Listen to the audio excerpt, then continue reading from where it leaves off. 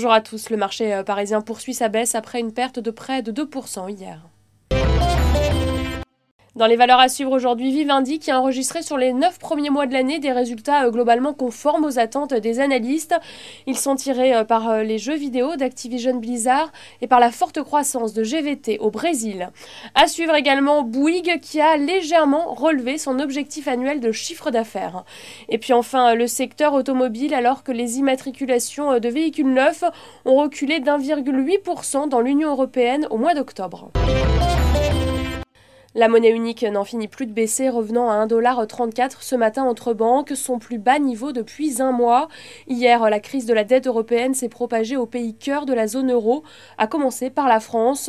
Les taux d'intérêt se sont fortement tendus dans l'Hexagone, où le rendement de l'OAT à 10 ans a atteint 3,6%, contre seulement 1,7% pour le Bund allemand à même échéance. C'est un écart jamais observé depuis la création de l'euro en 1999. En Italie, les taux à 10 ans ont même dépassé les 7%, un niveau intenable à long terme pour refinancer la dette du pays.